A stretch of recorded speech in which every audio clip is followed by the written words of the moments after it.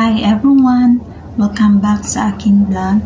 Ngayon ay pag-usapan natin ang isang pinaka-importanting proseso bago umalis ng bansa para makapagtrabaho abroad.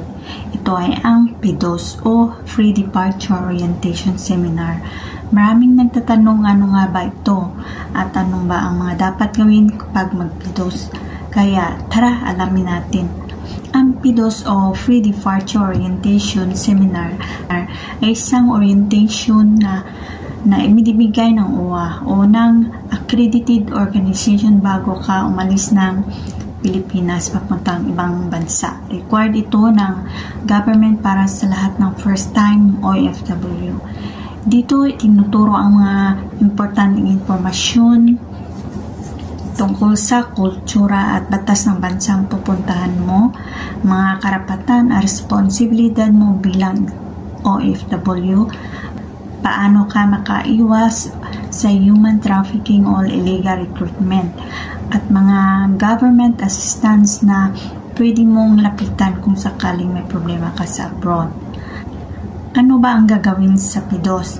Kapag mag-PDOS ka, ito ang mga dapat mong gawin. Mag-register online o pumunta sa OWA, depende kung saan ka makaschedule, or kung meron kang agency, yung agency mo na ang mag-schedule para sa inyo. Then, magdala ng requirements tulad ng valid passport, contract, at iba pang document. So, yung agency nyo rin ang asikaso niyan ang magpapadala sa inyo. Makinig sa lecture at orientation. May speaker na mag-explain tungkol sa trabaho mo at sa bansang pupuntahan mo. Manood ng mga video, presentation tungkol sa buhay ng OFW at mga paalaala. Magtanong kung may hindi malinaw dito ka pwedeng mag-raise ng concern mo. So, pagkatapos ng seminar ay bibigyan ka ng PDOS certificate na kailangan para makalabas ng bansa. Importante ang PDOS kasi ito ang magiging guide o protection natin bilang OFW.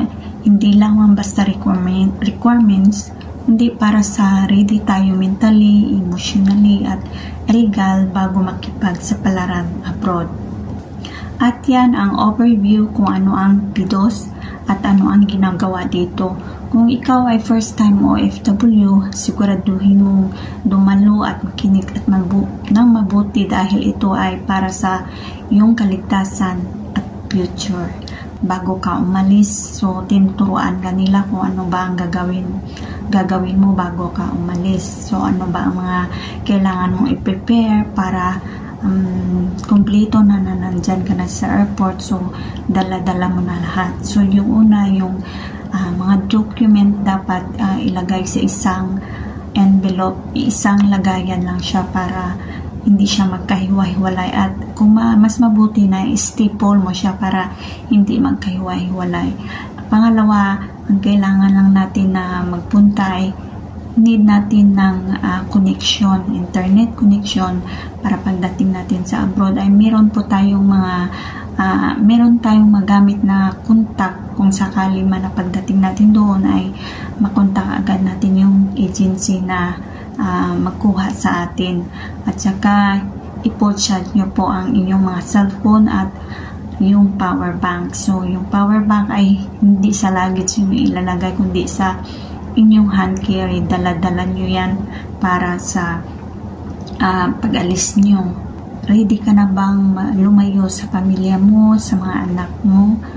So, ready ka na ba na kumain mag-isa? So, yun po ang nililecture sa PDOS. So, kung saan talaga yung damdamin nyo, kung saan, hanggang saan yung lakas nyo para magpatuloy abroad. So, isipin nyo mabuti 100 times kung gusto nyo talaga mag-abroad.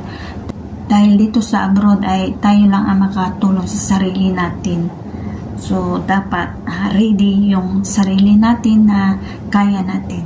Tuturuan din kayo ng self-defense para kung sakali man na minamaltrato kayo ng inyong mga amo ay marunong kayo at kung sino ang dapat nyong puntahan or tawagan. So, bigyan nila kayo ng kung saan kayong bansa, may mga contact yan sila na ibigay sa inyo.